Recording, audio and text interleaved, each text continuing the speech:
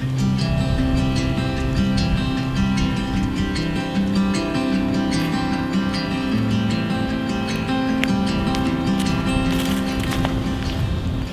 folks, and welcome back to another video. My name's Simon, and in this video I want to share with you the kit I'm going to be taking on a 48-hour bushcraft and survival challenge that I'm taking part in shortly. So the challenge is organised by a company called Wilderness Survival Skills, which is owned and run by a chap called Joe O'Leary, who you may have come across because he wrote this book here, which is a fantastic guide to bushcraft and survival in the wilderness. Covers everything from basic shelter building through to fire lighting and foraging, tracking, all sorts. There's everything is in here. It's a really good book. In addition to the 2-night 48-hour challenge, which I'm taking part in, they also do a 24-hour one, which follows a day kind of bushcraft course. But they run a whole load of bushcraft courses and sort of primitive skills courses as well. If you're thinking about booking yourself on a course, it might be worth seeing what they've got on offer. The challenge was a gift for me from my wife Sarah for Christmas. I knew nothing about it. She'd booked me on the course, and when I opened it on Christmas morning, I was absolutely blown away and thrilled. I can't wait for it. I'm only allowed a few simple items that I can take with me, in addition to the clothes that I'll be wearing. So it's not going to be straightforward. That's for sure. It's going to be in winter. It's the beginning of February, the challenge, so keeping warm is going to be a big issue. Finding food is going to be a big issue. This is going to be a controlled 48-hour challenge, so there's going to be somebody there making sure that I haven't got with me any items that would enable me to cheat, basically.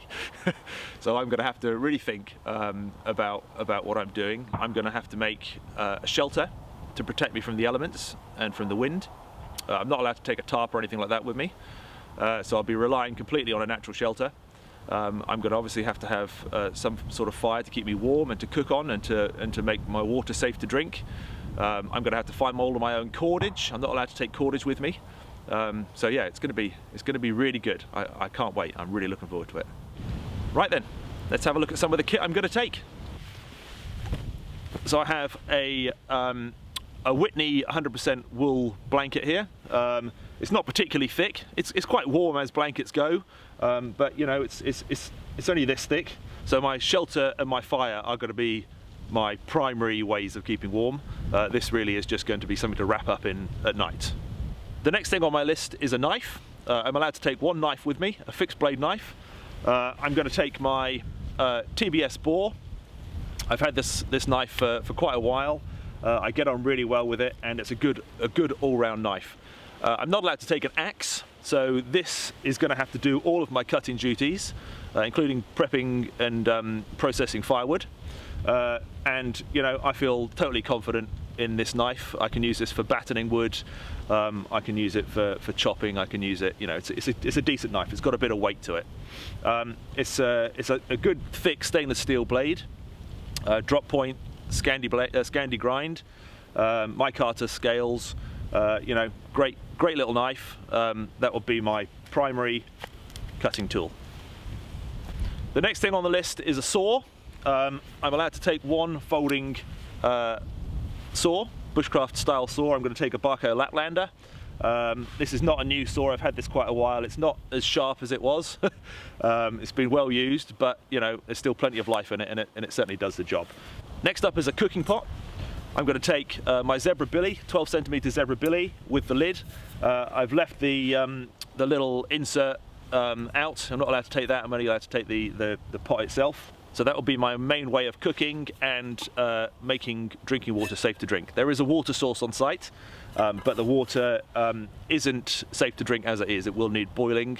I'm allowed a cup. It has to be a non-metal cup, so I've got a small plastic Scandinavian style drinking cup. Next on the list is a means of making fire. I'm allowed to take a Swedish fire steel, so that's what I'm going to take, my ferro rod. I've got it on a lanyard. To be honest, I don't know whether I'm going to be allowed to keep it on the lanyard for the challenge. I have a feeling they'll make me take it off, because obviously that is cordage, and one of the things I'm not allowed to take with me is cordage. So I should think the lanyard will have to go, possibly also the lanyard off my saw and off my knife. they might have to be taken off as well. And the next thing I'm allowed to take is a small dry bag with a few other items in as well. So the first thing in the dry bag is a head torch and spare batteries. I'm allowed to take a small personal first aid kit. So in here I have tablets which I have to take.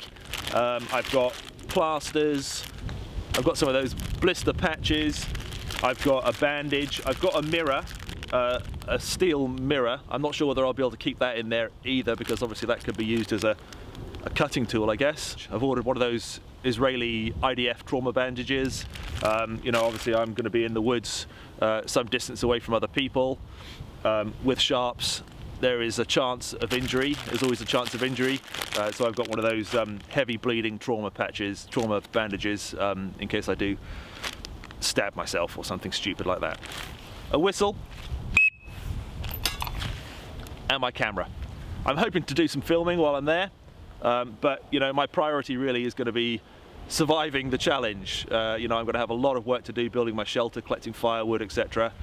So really the filming is going to become secondary to anything else, but we'll see how we go. I'm hoping to get some filming done at the least. And that is it. So as you can see, it's not a lot of gear. You know, it's a very basic kit. I will be relying on making everything else I need. So, you know, I'm going to need a spoon, for example, you know, to eat.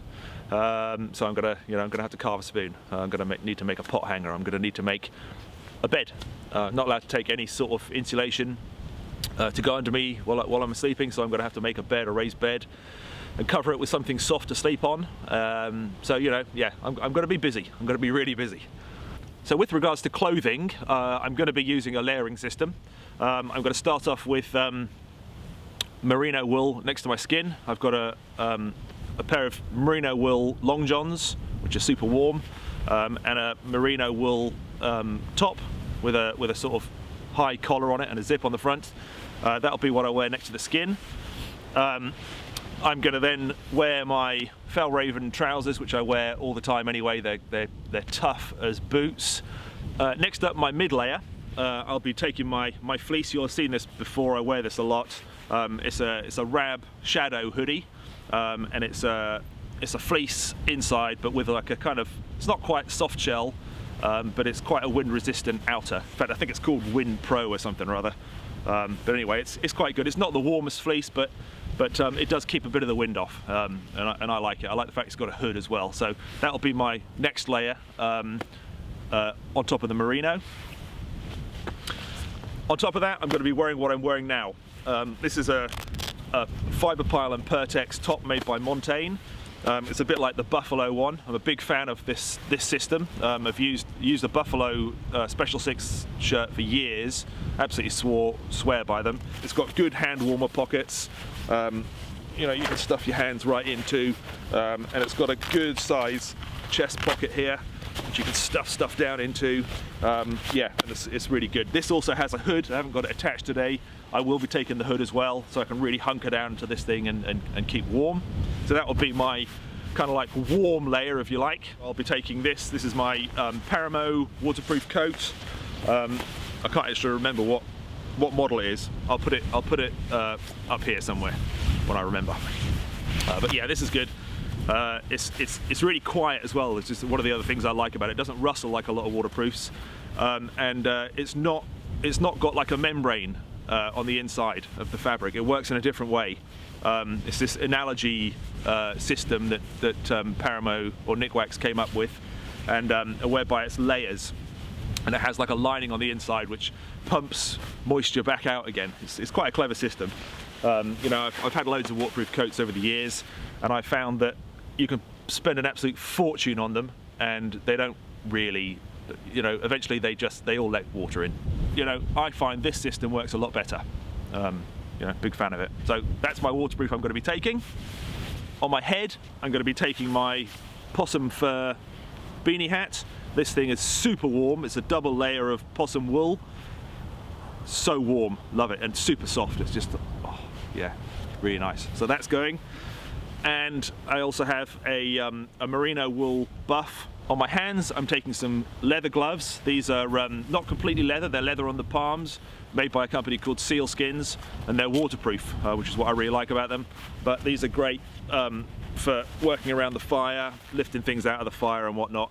The back would melt for sure, but you know, I just try and be as careful as I can with them. The whole palm is leather, so these will kind of like be my work gloves, if you like. And then for warmth, I have a pair of these. These mitts are surplus. I think they're US Air Force issue cold weather mitts, and they're wool lined. They've got a wool insert, super warm, big leather palm, and a kind of soft fleecy bit on the back. But yeah, they're lovely and warm. So these are going to be my warm things to put on. I dare say my hands are going to suffer. My hands suffer with the cold anyway, but if I'm going to be out working, you know, in potentially sub-zero conditions all day long, I'm going to be grateful of these just to slip my hands into to warm up. A bit of respite from the cold now and again. On my feet, I've got some Bridgedale liner socks, and these socks, these are made by Horizon, and these are seriously the warmest socks I've ever owned. They're amazing. And boot-wise, I'll be wearing my British Army issue Hakes combat boots.